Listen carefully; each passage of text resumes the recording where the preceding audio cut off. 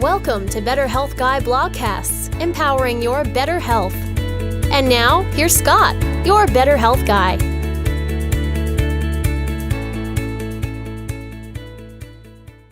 The content of this show is for informational purposes only and is not intended to diagnose, treat, or cure any illness or medical condition. Nothing in today's discussion is meant to serve as medical advice or as information to facilitate self-treatment.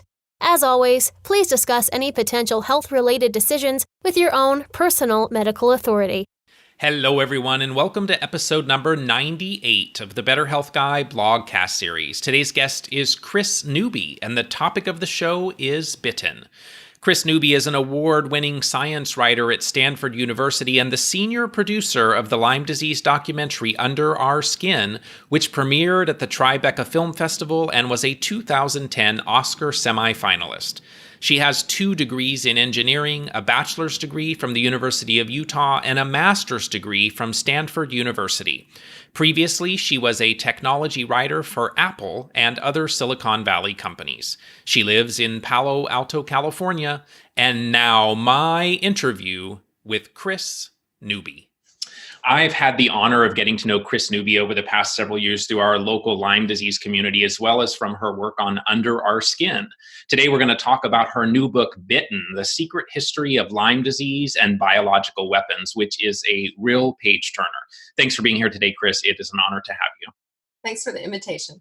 So tell us a little bit about your own personal Lyme disease journey, your journey to hell and back, as you term it in the book. How has Lyme disease impacted your own health? Yeah, so in 2002, a friend said, come to my house on Martha's Vineyard. She says, hey, ticks are a real problem this year. So she sent me a brochure before I flew out. And my husband and I, our whole family was going there, and we read the brochure. It said, told us how to do tick checks. We were there. We did tick checks every day. And a week after we got back from Martha's Vineyard, both my husband and I were sicker than we'd ever been before, with all the most intense flu, 10x you've ever had. And that started the journey to hell and back again. So it involved, it took 10 doctors, $60,000 in medical expenses, and a year to get diagnosed with Lyme. Later on, we'd find out we had babesiosis too, which is always a complicating factor. And I would say it was, there's this myth that we live with all the time that we have the greatest medical system in the world, but it was so eye-opening to wake up every day for that year and be worse than the day before. And then all of a sudden about 8 months, well, maybe 5 or 6 months into it, saying, I could die from this. I mean, I'm a healthy person. How could this be happening? And then there's the whole thing where the process of doctors dismissing us, and if there wasn't an easy answer for what was wrong with us, well, the first infectious diseases at our community clinic said, well, I think you have a psychosomatic couples thing. So it was like he was saying, I'm a housewife needing attention, so I'm feigning illness, and my husband has sympathy pains. And then we went to the large academic center, and they ran a whole lot of tests, and they were the first people to test us for Lyme, even though I'd been asked every one of the 9 doctors before to test, and I tested positive for the ELISA, which is not that great of a tick test or Lyme test. And then my husband tested negative. So they said, you have a false positive and we can't help you, so you need to go. So you've talked a little bit about how difficult it was in your own personal journey to find doctors that could actually diagnose and treat you. Do you see that shifting since your experience back in 2002, 2003 to the point where people can find easier access to diagnosis and treatment today? Not much. I just got back from introducing my book back in Ground Zero. So that's New York and Long Island. And I see that a few doctors are loosening up, and just when you come in with a tick bite, they give you doxy, which I think is sort of the right thing to do, considering the seriousness of mixed infections. But so there's still this tendency for the mainstream doctors to attack and threaten the Lyme treating doctors. And the population of sick people has just gone up, I think, 4-fold in the last few years. So there's a huge shortage of doctors. So I don't know, when I gave my talk on Long Island, which is, in the shadow of Plum Island or whatever, people were crying in the audience and they had these looks of horror on their faces. So I just think things haven't gotten better, really. Something needs to change. Something needs to change. Well, hopefully some of that change comes from your new book as well. Tell us a little bit about the time when you were senior producer on the documentary that really had a significant impact on the Lyme movement, the Lyme community under our skin. How did you get involved in that project? And what did it feel like for you to be personally contributing to the community in such a significant way through the film?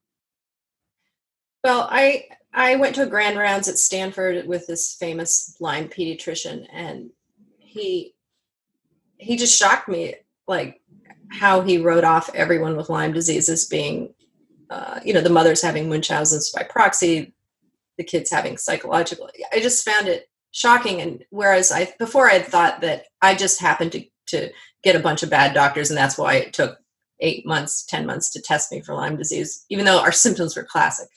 But then I realized that it was a much bigger problem than just my circumstances. And I like to say, I realized the well of information about these tick-borne diseases had been poisoned. And so then I started thinking I'm from a family of engineers, and I started thinking, well, we can fix this. This is easy. We just need to get the information out there. So a film came to mind. And I transcribed that talk, and a filmmaker in Marin, Andy Wilson, had a friend with similar circumstances getting treatment, and he was starting a film. So we teamed up because it was the perfect partnership. I mean, he's a great filmmaker, and I had the scientific chops and writing skills to sort of supplement his efforts. So it was great. Your new book really connects the dots between Lyme disease and biological weapons. Another book, Lab 257, has been talked about in the Lyme community for many years. How much overlap is there between the players and the events involved in Bitten and that of Lab 257? I would say, Michael Carroll was the first, so kudos to him for doing due diligence and starting to have people open their minds to the possibility. He focused on Plum Island, which was sort of the anti-animal weapons that were developed by the Chemical and Biological Warfare Service. And I focused more on just Willy's work, which was more anti-human, and it was headquartered in Rocky Mountain Labs. And he was part of the entomological warfare program. But I would say Michael Carroll mostly talked about Traub, who was a vet who was brought over here from Nazi Germany to tell us what the Germans were doing on biological warfare. And Willy said he never met Traub, but he worked with many of the German scientists, biological weapons scientists at Dietrich, and he said they were nice people. Okay. So for those that may not be familiar, the main subject in your book is Willy Burgdorfer. And most of us knew Willy as the discoverer of Borrelia in Lyme disease and the namesake of Borrelia Burgdorferi. Many in the community consider him a hero, as I did when I met him in 2008 at an iLabs conference. But in your book, we learned there is much more to the story. So tell us about your early discussions with Willy as part of the making of Under Our Skin. What did he share with you, and what was his comment at the very end of your discussion? So I think in 2007, Andy and I went out to Hamilton, Montana to interview Willy. And as we were setting up the lights, someone from the bioweapons lab came in and wanted to sit on the meeting. And Willy was retired, so he wasn't an employee. So we thought it was our right not to have an intrusive person that might suppress what Willy was saying. So he went away. I think Willy was a little upset about that because it was, this lab person was implying that he wasn't loyal and that he might talk about things. So we had a good interview. And during that interview, Willy admitted something that was sort of shocking to anyone in the Lyme community, because the establishment says Lyme is easy to treat, easy to cure, 2 to 4 weeks of antibiotics, and you're good to go. What Willy says is, the NIH knows that this Lyme disease can go on to be chronically disabling and hard to cure. And it's especially damaging for children with developing neurological systems. So that was more candid than we had ever heard from an ex-government official. And we had a good interview. He wouldn't go much farther than that. We shut off all the cameras and started packing up. And then Willy had a little smile. He says, "I didn't tell you everything." So we knew there were things to be had, but we'd been working on the film for 3 years. We needed to get this thing out. So after that, I said to my husband, "I'm done with Lyme. This is my contribution to the community." And it was much appreciated because it really, for the first time, showed the patients they weren't alone. It was a bigger problem than just their bad doctor at home. It was a systemic problem in the medical community. But so about 2 weeks after I said to my husband, "I'm done," I had a really good job science writing at Stanford, which is just so interesting, and every week. But then I get this call from an indie filmmaker. It said, "Willy just confessed to Lyme being a bioweapons," and he sent me this DVD. And it was a Saturday, middle of the day. I turned off all the lights in my house and just closed the curtains and watched it for 3 hours. And, he was compromised with advanced Parkinson's. So there was no sound bites that were slam dunk. But when you listen to the whole 3 hours, you just think, well, this guy is feeling really guilty about something. And he's somehow worked in the biological weapons program. We didn't know how. And so I thought, well, it just feels like my personal responsibility to the species to follow this through and find out what's the truth, because so many people are suffering if it's true. So how were you able to access so much of the information that you put together in the book? You mentioned that it took years to get documents from your FOIA request. You spent countless hours reviewing materials from the archives. You had very surprising access to Willy's documents. How did you manage to get access to all of these things? And then what drove you to get back into doing this work? Well, I just think I'm just a curious person, and I just want to know what happened, because the whole documentary process, it was obvious that the government is withholding some information about the disease. These are smart people at the CDC and the NIH, and it's just irrational that they would say that 2 to 4 weeks of doxycycline cure it when it's obvious it's not. So, the first step was I had applied to look at Willy Burgdorfer's papers, which had been collected from the NIH and put in the National Archives. But that took 6 years, so the film was out before I got access to them. So right after the confession videotape, I flew out to the archive and looked through the 33 boxes there. And the first thing the filmmaker and I noticed is that there was pretty much, it looked like every piece of paper Willy ever touched in his whole life, but there was nothing about his Lyme disease discovery. So that was just odd. What? What's the purpose of archiving it if his most important discovery wasn't in there? And in the place of where the Lyme disease files should have been, as far as on the timeline, there was this thing called the Swiss agent, and I just had no idea what it was. So that was a mystery. And so we copied a bunch of the files, and I went back and just drilled down for a couple months. But then I said, well, the only thing to do is go back to see Willy. And I interviewed him, and that's when he gave me some details about his involvement in the biological weapons program. I didn't know he was in it for 20 years, but he said he was asked to try and increase the fertility of ticks so you could grow more of them faster. And he said he put plague and fleas, and he did something with mosquitoes. So that was shocking enough. So then I was still at a stalemate because Willy was really sick then, and I knew that would be my last interview with him, and I wouldn't get anything else. And then there was just,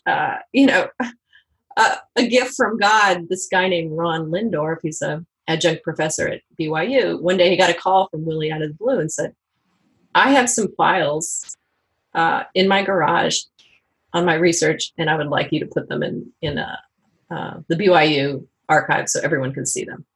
So it turns out Willy had possibly not given the NIH all those files, and so Ron had heard through the Lyme grapevine that I was working on his biography and said, "Would you like an early look at them?" Because the archival process can take, as we know, 6 years. So I went there to Utah, and that's where really the book couldn't have been done without those papers, because it outlined all his biological weapons experiments that weren't in the NIH. And And then just details about his personal life. So really an important question to me is how did Willy get into the biological weapons program? Why did he do it? And then why did he finally decide to tell the truth? So now that you've spent years researching, what do you think Willy didn't tell you? And what was the connection between that and his discovery of Borrelia as the causative agent in Lyme disease? So how did Willy discover the spirochete that so many other scientists had missed for so long? Well, he'd been studying spirochetes since the 40s, since he was getting his PhD, because that was a specialty of his mentor at the Swiss Tropical Institute. So he probably knew more about relapsing fever than that Borrelia than anybody. Well, that's the question. There's sort of a 2-year gap where I don't know what happened in the shifting and what the scientists were thinking about the outbreak around Long Island Sound, Connecticut, Martha's Vineyard, that happened in the late 60s. So I call it like Nixon's missing 18 minutes. But what happened is around 78, 79, all the scientists involved in the discovery of what was causing the Lyme, Connecticut outbreak had, through the letters, it looks like, oh, we've discovered what's making people sick. It's this little rickettsia. And a rickettsia is sort of a bacteria officially, but they thought it was a virus for a while. So it's very much like a virus. It hacks inside a cell wall and it starts stealing its energy and multiplying, and then they burst that cell, and it becomes a chain reaction of cell destruction, and you sort of bleed out in your blood vessel linings. So it's a nasty disease, and it certainly could cause some of the Lyme disease symptoms. So it was funny, like Alan Steer said, oh yeah, he's one of the co-discoverers. Oh yeah, I'm so excited that we've discovered that a rickettsial is causing it. But then all of a sudden that went dark, and like they never mentioned that rickettsial, which I called, nicknamed Swiss Agent USA, because it had never been named or classified or published after about 1979 in any letters or scientific papers. And then like a year later, all of a sudden they said, oh, never mind about that rickettsial, it's this spirochete. And Willy has this well-rehearsed story that seems to never deviate about how one night late he was cutting open ticks. He cut open the midgut, and there was a spirochete and a worm, and all of a sudden, yay, we discovered the cause. It's the spirochete, and no one ever heard about the mysterious rickettsial again. So early on in his work, the focus really was on vaccines, on protecting humans from what you term tiny 8-legged beasts. And later, those beasts were turned into lethal weapons. So what were the goals of the bioweapons program? In the book, you say Willy and others turned ticks into weapons of war. How do ticks come into the bioweapons work? Was this a government program, and was it more offensive or defensive? This was offensive, and I would say it was sort of a stealth secret weapon, and the Russians were doing the same. So we had a bug-borne arms race. I'll just read this one section is from an Army report from 1959. I think it sort of sums up the purpose of bug-borne weapons pretty well. It says, in 1953, the Biological Warfare Laboratories at Fort Detrick established a program to study the use of arthropods, that's 8-legged beasts, for spreading anti-personnel bioweapons agents. The advantage of arthropods as bioweapons carriers are these: they inject the agent directly into the body so that a mask is no protection to a soldier, and they will remain alive for some time, keeping an area constantly dangerous. So if you look at the biological weapons program, which was almost as large as the Manhattan Project and as secretive, but their goal was to develop a portfolio of weapons. So on one end, it would be very lethal. So they would put ticks and put very lethal things inside. For example, fleas like bubonic plague, the disease that killed 2/3 of Europe in the 1400s. And then over time, they realized, well, if we kill a bunch of people with bugs, they're going to figure it out, and there'll be body bags, and that's bad for PR. And then they'll be able to figure out we did it. So that happened it's happened in the Far East a couple times. So after a while, they said, well, if we mix like rickettsials and viruses and bacteria inside an insect, then it'll create, people get bitten. There'll be germs in there that the humans haven't developed over, decades, natural immunity, so that they'll get sick. They'll have a confusing set of symptoms that won't match anything in the medical textbooks. The illness will go on, and instead of just tying up one mortician, we'll tie up 10 healthcare workers, It's just, and that way an army can go in, invade a city. Unlike bombs, the infrastructure would be in place, and the people would still be alive to teach them how to run the electrical plants, the power plants, the factories. So that was the thinking. What's the connection between Fort Detrick, Plum Island, and the geographic location that ties in with the beginning of the Lyme epidemic in Lyme, Connecticut? Do you think that the release of these infected ticks into society was an extension of the plan or an accidental occurrence? Is the Lyme disease that we experience in America today one big accident, or the result of a release of these microbially infected ticks? So to back up how Plum Island's related to the insect-borne program in Detrick, and also there's another arm of it, which is the anti-crop program, like Agent Orange, which started at University of Wisconsin at Madison. So they're all part of the giant hydra-headed biological warfare program that sort of started expanding like crazy right after World War II. It was huge. 57 universities were enlisted, sort of without knowing the purpose. The Smithsonian Institute was enlisted to track birds after they do drops, and they wanted to see things spread by the birds.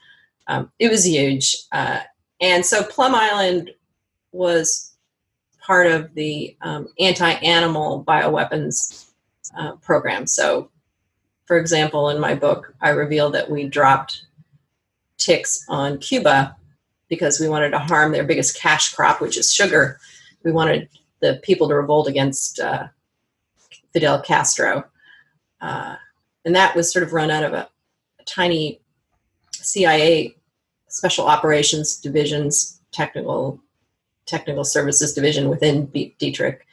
And so Willy helped with the CIA programs against Cuba, and he helped with just the straightforward biological weapons program. And so he was pretty much the go-to guy for if you needed a special tick or wanted to know something about tick-borne diseases. So what caused the Lyme disease epidemic? I don't have all the answers. I just sort of put it together like 100,000-piece puzzle where the dog had eaten a lot of the pieces of puzzle. But I ended the book being pretty clear about what I know and what I don't know, but I have some hypotheses that sort of guided my research. And I guess, you could put probabilities on things. I would give it an 80% probability that it was a compounding of human errors in the biological weapons program.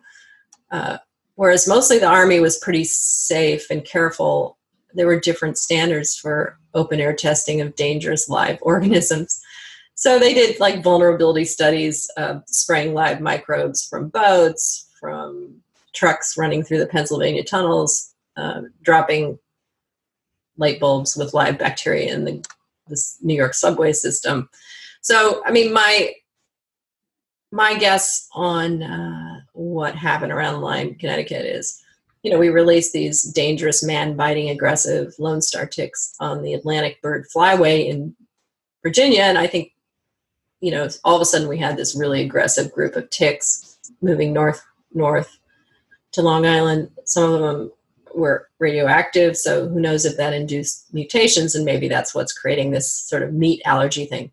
Then also there was just many of these airborne tests of diseases, some of them which can be carried by ticks. So we would spray simulants from planes, from trains, from boats, and who knows if nature has a way of escaping. You can't contain nature, even if the most careful person, call it human hubris, And some of these organisms were crudely genetically altered. So if there was a tick release, if some of the ticks they were testing was, they thought they were laboratory clean, but they were infected with some of the bad things that were in the lab. If it was one of these aerosolized tests and that mixed with the aggressive ticks. So that's my, 80% scenario. The other scenario is that Willy told me and a bunch of other people that the Russians stole some virulent agents from the lab. He said that to several people. And, how clever would that be if the Russians stole microbes from us and then released it back on us because they knew we could never talk about it, So that would be like a 5% scenario. In the book, you have some eerie photos showing how Willy infected ticks with a soup of pathogens. You also suggest and show evidence that supports the use of ticks as a delivery system for this cocktail of organisms that could potentially incapacitate as part of the bioweapons program. Do you think that ticks today would be perceived as nature's dirty needle, as some people refer to them, if the organisms had not been unnaturally placed into them? Well, I think ticks naturally carry, recent studies show that ticks carrying many pathogens is the norm rather than the exception. And we're just now developing microbial tools, genetic tools, where we can tell everything that's in the tick. And Ian Lipkin's group at Columbia now is trying to do a survey around Long Island about what's in them. And we're finding like there's way more viruses than we realize, because we're being able to sequence them and see that they're different species. So, but here's the deal. It's all about balance in nature. And if you have established colonies of ticks and the microbes within them, in order to be a successful parasite, you have to not kill the host. You want your genome to be passed on and on and on and on for the generations. So I think things were pretty stable, but what the bioweapons program did is just chaos theory. Like a certain number of microbes that had never been seen by humans or animals or mammals were released, and then it's wreaking havoc, and there's an instability, and some of the weaker of all these mammalian species, including us, die off because there's not that balance. So, upset the balance. And now add to that the compounding factors of climate change. And Mary Beth Pfeiffer has a great book on Lyme disease, the first epidemic of climate change. And definitely that's a contributor. Ticks are not dying off in the winter. There's an overrun of deer. That's a contributor. There's more people living in tick habitats. So, it's man's impact on the earth, and we just need to be more careful. And now we need to deal with this problem and not let it fester anymore, because it's been 50 years. Let's fix it. You talked about rickettsias. Talk to us a little about some of the organisms that were part of this mix that Willy was experimenting with. What were some of the other organisms they were working with? Early on in the early 50s, it seems like they were putting in ticks. And the only thing they published is they were doing it in soft body ticks. But the photo I have in the book is of hard body ticks. They're putting them in there. But so the way the bioweapons program worked is they wanted an insect that wouldn't call attention to itself, and then they would put an unnatural germ in it. And so they had a list of what they thought were the most lethal or important disease-causing pathogens. So Willy would put like Venezuelan equine encephalitis in the ticks, and tularemia, which is also rabbit fever, and leptospirosis, which is another spirochete closely related Borrelia, and rabies, those kind of things. And so the purpose of these experiments were to see what microbes would live in the ticks, because it's actually a harder thing to do. If you're trying to deploy these living systems in bombs, you have to keep the ticks alive, you have to keep the microbes alive, and it just takes a lot of work to find matches that are compatible. How much of a role do you think the Borrelia itself plays in Lyme disease as compared to being part of this bigger soup? And do you think that the Borrelia of today is the same Borrelia from the times of Otzi the Iceman, let's say? Or do you think that they also did some enhancement of Borrelia itself as part of this program?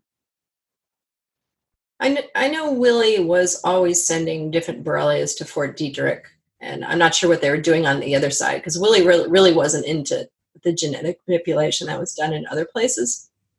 But it seems to me, talking to people from all over the world, that the strain around Lyme, Connecticut of Borrelia is just much more virulent than, say, Europe.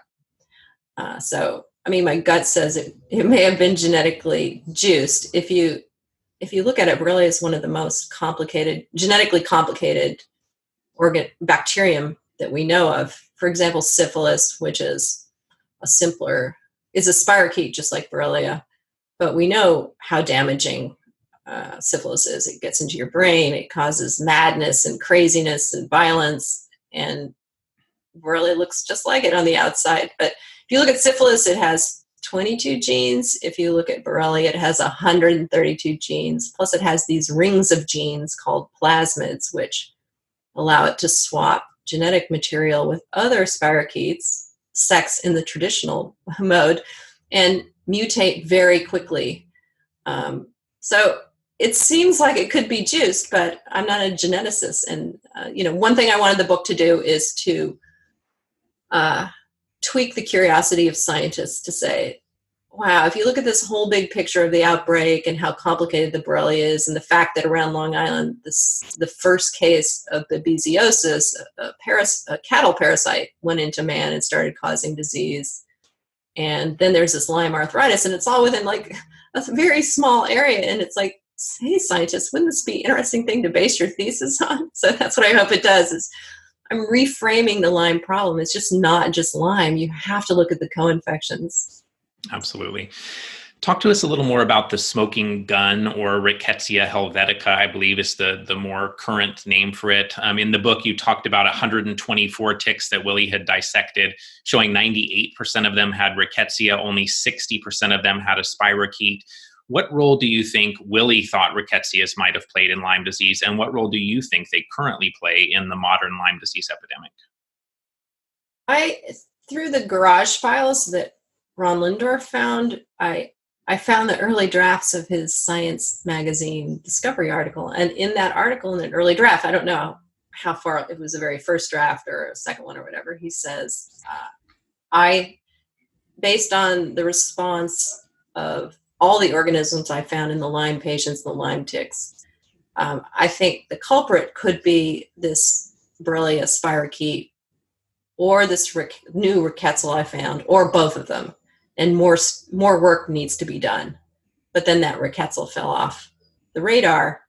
So why did it fall off the radar? And every other, instance that I could see looking through his historical papers, 38 years of research, he always included variables that he didn't understand yet and say we need more research. So why did it disappear? It's suspicious. It smells like a cover-up. I don't have a proof of that for sure. But so anyways, this rickettsial. So this rickettsial, which I call Swiss Agent USA, tests positive to the antigens, which are the surface markers of the Swiss agent in Europe, which is now called Rickettsia helvetica. And at the time, Willy and his scientists over in Switzerland said it's non-pathogenic to man. And now we're finding that, yeah, it does cause disease. It's heart issues and other diseases that you can look up online. So are they related? I mean, it is suspicious that the Swiss Agent USA didn't test positive to any of the known pathogenic rickettsias, but yet it does this one that he just discovered and claimed credit for. So I guess originally I thought that was the main thing, but I talked to some tick specialists, and one, Yuli Munderlo in Minnesota, she goes, well, that could have been a symbiont, which means one of those harmless rickettsials that just hang out in ticks and maybe helps the ticks digest red blood cells. So I don't know that, I've gone as far as I can. as a journalist with my technical training, but I presented enough facts that, I hope the people can start sequencing Borrelia and say, okay, hey, Borrelia Burgdorferi, who's your daddy? Where did you come from? What flask of some biological weapons lab, or is it just a random mutation? I don't know. I think Willy definitely felt guilty and about many things. I mean, the things he worked on. So this is part of it. So interestingly, around the Swiss agent conversation, recently Armin Labs introduced an ELISpot test for rickettsia, which includes Rickettsia helvetica. What are your thoughts on that, and how might the results of those tests result in new light being shed on this potential problem? Well, about a year ago, I went to a Rickettsial conference and spoke to the owner of Fuller Labs, and he knew about Rickettsia helvetica. And he said, rickettsias are really small and they hide in cells. And and they need special stains just to see them under a microscope. He says, so if you're not looking for a specific rickettsial, you won't find it. So I'm hoping that with a wider availability of these tests, we can find out what is really in these ticks. And only then can we know how to treat people with these complicated mixed infections. I mean, if you look at what my husband and I had, we had Borrelia and Babesia, and I possibly had rickettsias early on before it was treated with doxy. So, there's this, as anyone in the Lyme community knows, there's not one antibiotic that kills all of those organisms. They're slightly different.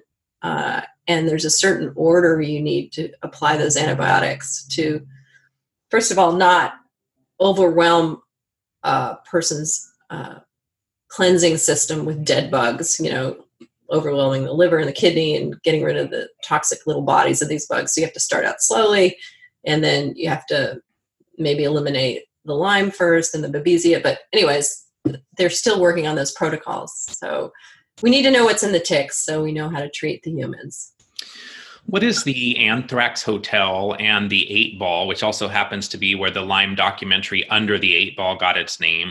What do you think happened to many of the people that were experimented on in the 8 Ball? And do we know if any of them developed something similar to chronic Lyme disease? So the 8 Ball was a 1 million liter sphere that was made of steel, built by the submarine makers of Groton, Connecticut. It's an amazing looking metal riveted thing, or welded thing. It's not riveted, and it looks like something straight out of Dr. No.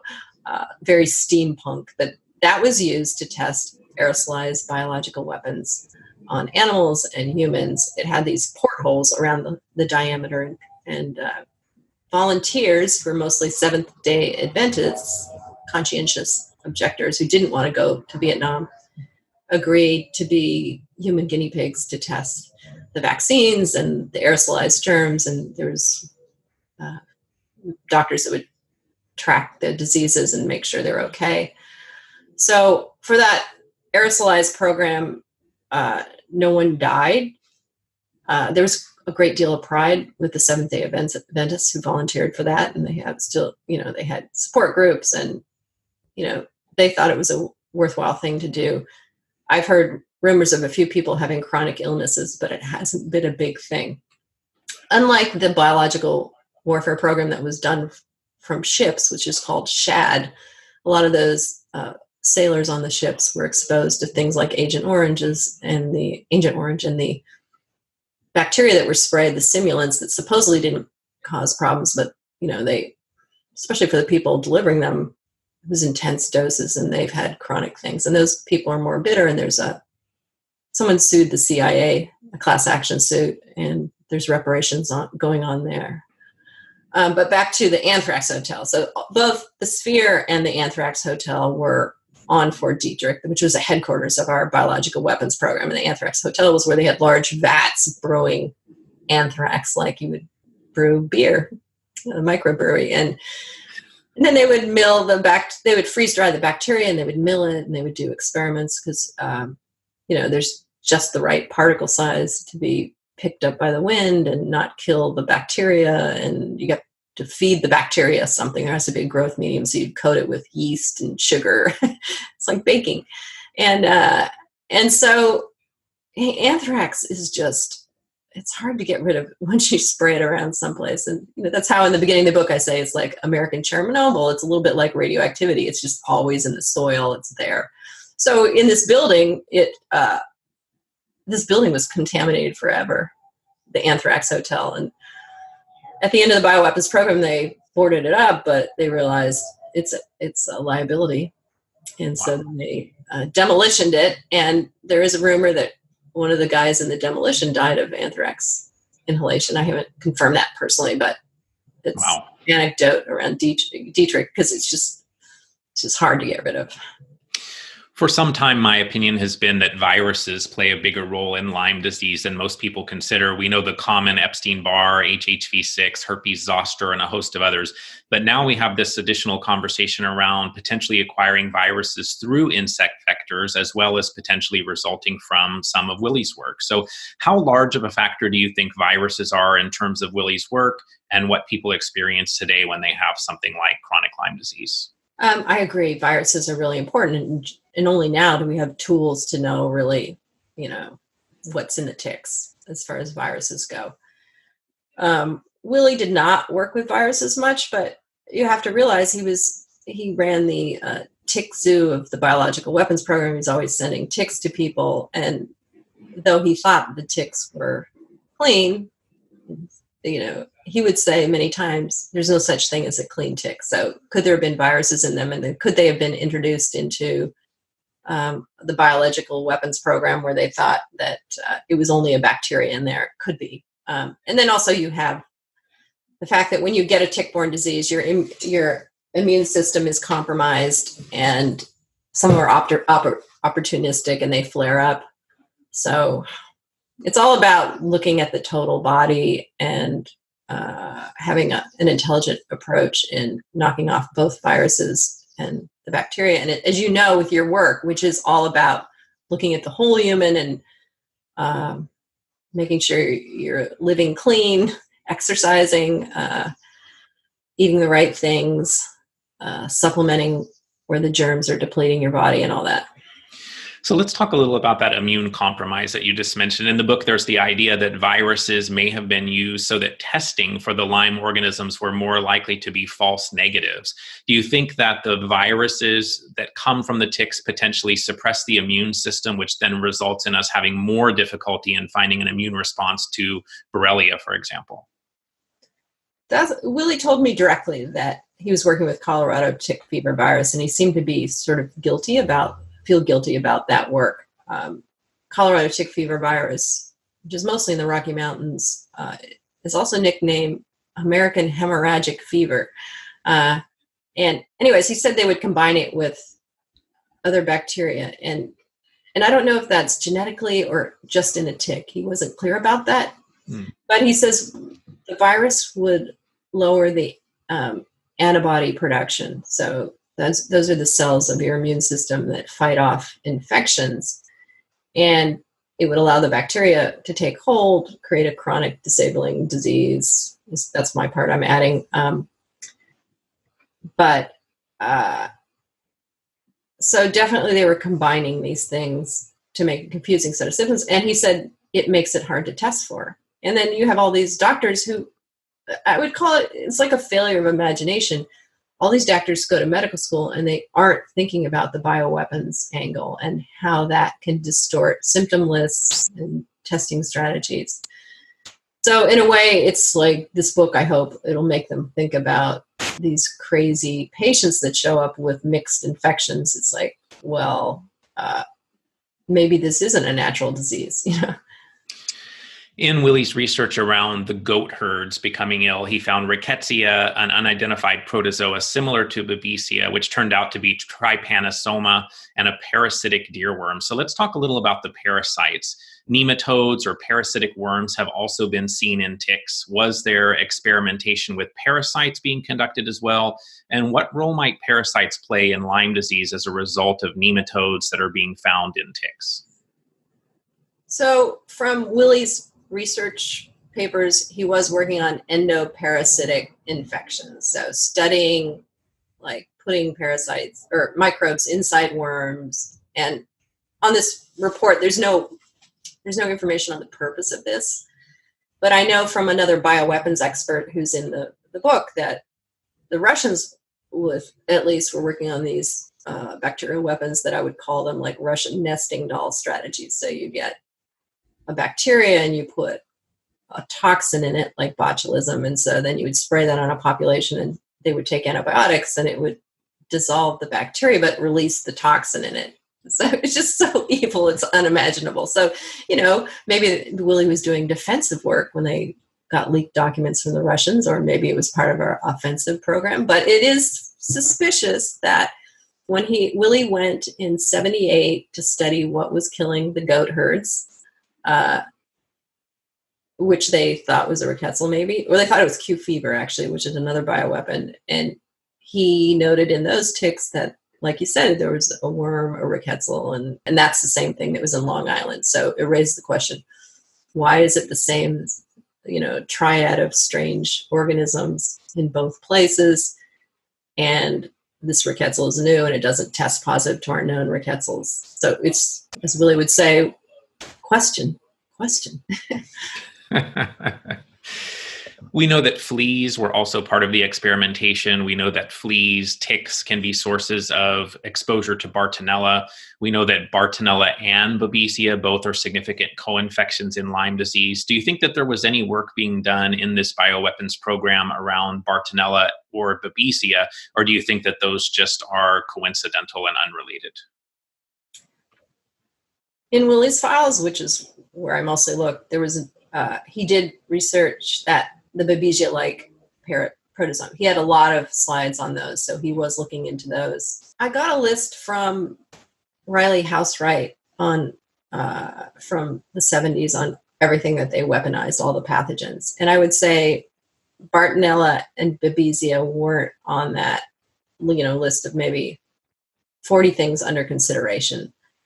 But, there were things in the labs that were being tweaked. So I didn't see anything specifically about Babesia that Willy worked on, but then that may have been worked on Plum Island because that was mostly an animal pathogen. Okay. Bartonella, there was, I saw some documents in Canada that they were experimenting with that, but I didn't see that in the American program. They did work on Brucella a lot. Why do you think Willy shared some of his admissions and his archives with you near the end of his life? Do you think that he had a goal in doing so? Do you think that he potentially wanted you to write this book, to share the details more openly with people? Why did he ask Ron Lindorf to come to Montana to get all his research, his files, and put it on the internet so people can see it? Well, the decision to be a whistleblower is a complicated one because you feel loyalty to the people you've worked for. He came from the generation post World War II, Pearl Harbor, where patriotism was really important. But he was Swiss and he was neutral. And you can tell from reading his personal letters that he loved his new country, he loved Montana. But when he realized very shortly the purpose to his experiments, I think it ate away at his conscience. Early on, he had to stay in Montana. He had a wife who needed a lot of medical attention. He had 2 sons, and he couldn't move. He needed this job. And once you're in the biological weapons program for a while, it's not like you're published and you can easily jump to a university. And all your best work is classified. So as he got older, I think whatever happened during the discovery where he had to violate his strongly held belief that in science you tell the truth, you don't cover up organisms just because it's politically inconvenient. He kept on talking about, it's just politics, all politics. And I think he was definitely guilty of the times I interviewed him. And at some point, he decided to release these documents that he had not given to the NIH archivist. In the book, you talk about a Swiss bank account that Willy had opened and how shortly thereafter he seemed to have no problems with money. How does that fit into the discussion, and where do you think he was getting the money? Question. So now you're answering my questions like Willy answered your questions. now when he wanted to deflect, I spent quite a bit of time trying to figure out the money thing. So let me just say, Willy was one of the most frugal people I've ever heard about. Right up there with Ebenezer. I mean, he was a penny pincher. He came out of the war. He came from a working class family. They were really poor. So he watched his pennies, and he was not frivolous at all. And so in this investigation, because he's a government employee, I can know what he earned his whole life. And you look at the total, and it would be very hard to earn as much money as he died with on just the straight salary. You could say, oh, well, maybe he was a wise investor, but he was a scientist, and he put stuff in savings bonds and CDs. It wasn't that sophisticated. And he had the secret bank account that his heirs didn't know about when he died. So, but that said, I don't have subpoena power. I can't request his IRS forms, and it's sort of out of my venue. But I know just by I thought long and hard about it, even including it. But if he was paid off by a foreign power, I think it's important for the people who will read the book to carry it a step further, because if he's part of a network, we would want it exposed and just understand the vulnerabilities. In the book, you talk about Willy being asked if the pathogen he found in the tick was the same one that he had published about in 1952, and he seemed to confirm that it was. With everything that you know today, do you think that Lyme disease is a naturally occurring condition or the result of a more sinister exploration as part of this bioweapons program? I mean, my hypothesis is it's sort of a 3 Mile Island situation, that it was a series of human mistakes associated with the biological weapons program. But I can't prove that, because I don't have a sequencer in my office, So I'm leaving that to the scientists. And are we all collateral damage in a biological weapons race that started during the Cold War? Yeah, I think so. I think the toxins we release through the military program, heavy metals, the chemicals like Agent Orange, these biological weapons, the gases, the greenhouse gases that are creating climate change. It's just like, it's a wake-up call that it's part of the whole human hubris thing, and we have to realize we're part of nature. We're not the overlords of all living things. We need to bring harmony back to our living conditions. So, yeah, the answer is yes. So knowing everything that you know now, do you perceive Willy as a good guy or a bad guy? Did his, quote, discovery help the Lyme community, or did his silence around the complexities involved in Lyme lead to irreparable harm and crimes against humanity? I just see people full of gray. There's no good guy, bad guy. And when people do things, of course, they think they're a good guy. I really enjoyed sort of trying to understand Willy, and I have more compassion for the situation he was in, and while I wouldn't have made those decisions, he did, and I understand why he did, because he had a family. He was sort of trapped in his situation, and I think he loved his native. But in the end, I believe in redemption, and he made it right in the end. He exposed the things that he felt were important. I wish he had said more. It would have made my life easier. But so hopefully we can, learn what we can from the past and right the sinking ship. After Willy died, a box was found at his home with a sticky note that read, "I wondered why somebody didn't do something. Then I realized that I am somebody." What do you think he meant by that message? Well, that was his whistleblower confession, and it was on the box that showed his Dietrich files and his biological weapons files, which I think as a scientist he felt guilty about. So, and I just wanted to add too that it's really important that we learn from this history right now, because we're on the eve of, we've got CRISPR gene editing. We're messing with the genes of the 80s mosquito, which carries Zika and dengue, and doing open air tests. And we need to really know about the mistakes that we made in this biological weapons program and not be too cavalier about messing with nature. So that's probably what Willy was thinking too. In the book, you talk about an experiment gone wrong that may have exposed Willy himself to Lyme and other organisms that led to an EM rash. What role did Willy think, and do you think, that Lyme and other organisms that they were experimenting with may have played in the development of his own Parkinson's disease, which ultimately claimed his life in 2014? Well, going through his papers, he also had a pretty bad case of rickettsias when he first became the head of the rickettsial section at Rocky Mountain Lab.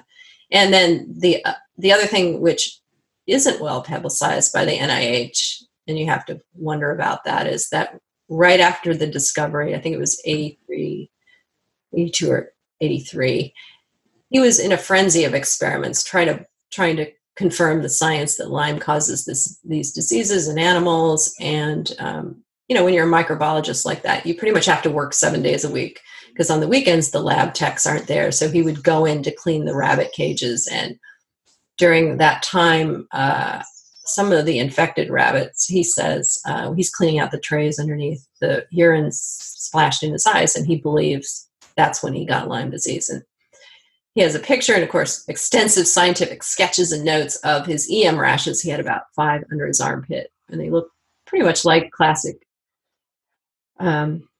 bullseye rashes. Though there was a ton of controversy within the lab where they thought it was a fungus. So, but Willy thought he had Lyme disease. And he implied, not just to me, but other people, that he thought the Parkinson's could have been caused by the Lyme disease. And, but he would be flippant about it. He says, ask the doctors. Yeah, you have a picture of that rash in the book, and there's so many, I don't know that they're good pictures, but there's so many pictures in the book that you look at, and they stir up a lot of deep emotion, I think, for the reader of the book. It's interesting, particularly the photos of the ticks being fed the pathogens, and the way that they then use the mice to have the ticks feed on the mice, and all of that. I mean, it's really interesting is probably the wrong word, but it is interesting to see the photos that you have in the book that really support a lot of what we're talking about here.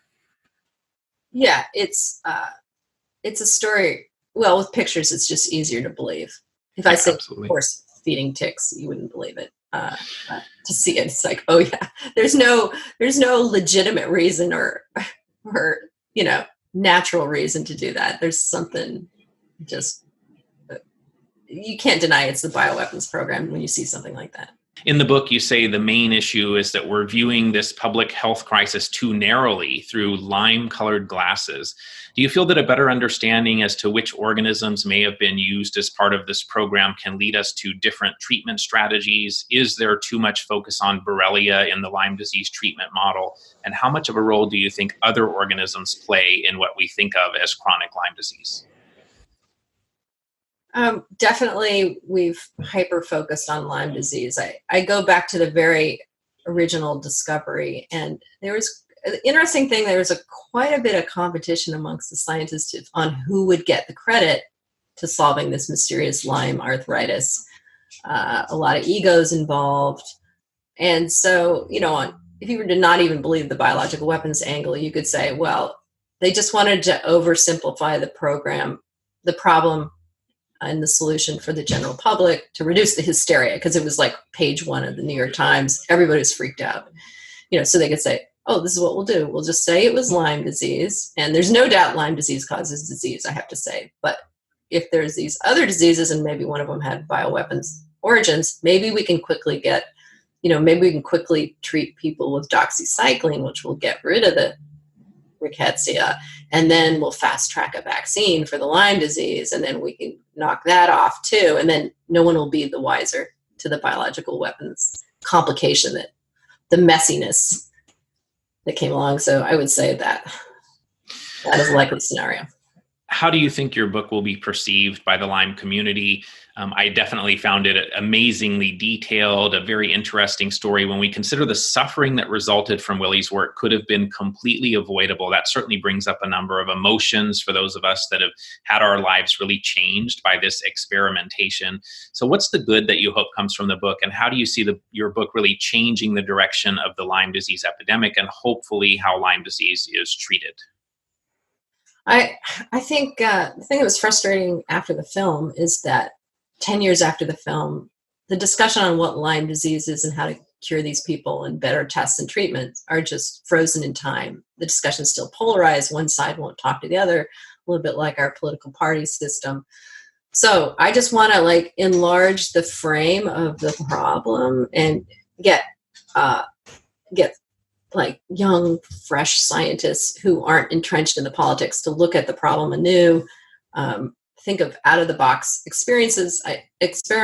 I think our use of antibiotics are like a sledgehammer, and that there are going to be a lot more clever ways to defeat these pathogens using things like CRISPR, the genomic manipulation. So let's enlarge the discussion, bring in more than infectious diseases people, geneticists, evolutionary biologists, so that's what I hope it does. Now, as far as patients, this is a weird media landscape. I don't know how it was going to be received. I hunkered down for the last year and said, I'm going to make this as factually accurate as possible. I'm going to say clearly what I know, what I don't know, so I can have leads for other people to carry on, crowdsource the investigation. So I was at the end of Long Island at River's Head over the weekend, and I spoke to about 150 people that have been harmed by this epidemic more than anyone else. And I looked out in the audience, and people were crying. People had stunned looks on their faces, like they had just watched the Twin Towers fall. I mean, it's just, it's a really disillusioning to know that the government's inaction or possibly active cover-ups has caused this much suffering. So, I hope we can be positive in the reaction to it and use this to get more funding. We just need more funding. We need more bright scientists working on these problems. And we need to move forward and not look to the past too much. Just let's fix this problem. So the book just came out within the past week. What kind of comments are you getting so far from people that have read it? I would say, the people who've suffered, the Lyme patients, have read it, and it's just getting really good reviews from them. I mean, I made it very accessible. I'm a science writer at Stanford, so my job is to not get people too bogged down in the details. I wanted to make it sort of per page turner, as you said, so it would give people the scope of the problem. The major Lyme foundations have embraced it, I think, because they realize it can be used to show to Congress to get more funding. I would say mainstream media hasn't really picked up on it because the premise is so unbelievable. Because this program was so secretive, and only the Cold War historians or the bug geeks have known this for a while. I was at a university talking to a public person who was writing public policy on what should be our policy on genetically engineering these Zika mosquitoes and releasing them. And I said, well, you know about our history in entomological warfare, don't you? And she goes, no, what history? So wow, we need people to understand the mistakes so we don't do it again. It is an unbelievable story, right? When you read the book, it is, if someone had said the entire book was completely fiction, it would have been an interesting fiction story. Unfortunately, it's not fiction. So yeah. Some of the experiments are crazy. Like one of my favorite Canadian experiments is the black fly and salmon experiment. So they would lace salmon with E. coli and then drop these bombs with black flies, and then the black flies would spread the E. coli into a village and make them all sick. It's who thinks these things up? How do you sleep at night? So I think the book is pretty readily available, Amazon.com and other sources. Tell us how people can continue to follow you and follow your work. So I'm trying to post media interviews like this and reviews and such on my personal website was krisnewby.com. And I also have an Instagram page that I'm going to post sort of the book tour process. I have some really great archival photos on krisnewby.com, which I think are just really interesting. Because of my documentary work, I know how important visuals are. So I worked really hard to find those. Beautiful, beautiful. The last question is the same question that I ask of every guest. What are some of the key things that you do on a daily basis in support of your own health? Exercise is the number one. Even at Stanford, the anti-aging people say there's no drug as good as exercise. Then, I'm on an energy budget because I've had this horribly chronic disease. So I try to minimize stress as much as I can in my daily life. So that's made me a better planner. So I don't have as many crises. When I feel something coming on, I love a really hot, dry sauna. I think it detoxifies really well. And healthier eating, but mostly exercise. Even through my really, really sick years, I would try to exercise no matter how minor. And how are you doing today in terms of your own health journey? I think I've been working a full-time job. It's pretty intensive because I have deadlines. I can't do all-nighters anymore. So, I get plenty of sleep. And if I have to work overtime, I get up super early in the morning. So I'm doing well, but I feel like my immune system is a little fragile, so I just have to be careful.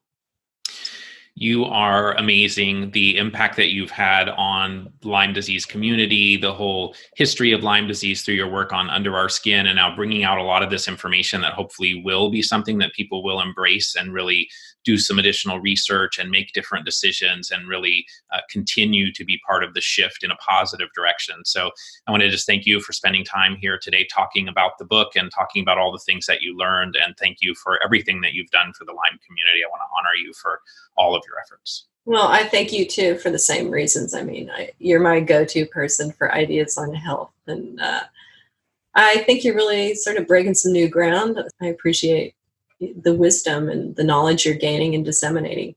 Thanks so much, Kris. Mm-hmm. Thanks, Scott. To learn more about today's guest, visit krisnewby.com. That's Kris, K-R-I-S, Newby, Newby.com. krisnewby.com. Thanks for your interest in today's show. If you'd like to follow me on Facebook or Twitter, you can find me there as Better Health Guy. To support the show, please visit betterhealthguy.com/donate. If you'd like to be added to my newsletter, visit betterhealthguy.com/newsletters. And this and other shows can be found on YouTube, iTunes, Google Play, Stitcher, and Spotify. Thanks for listening to this Better Health Guy blogcast with Scott, your Better Health Guy. To check out additional shows and learn more about Scott's personal journey to better health, please visit betterhealthguy.com.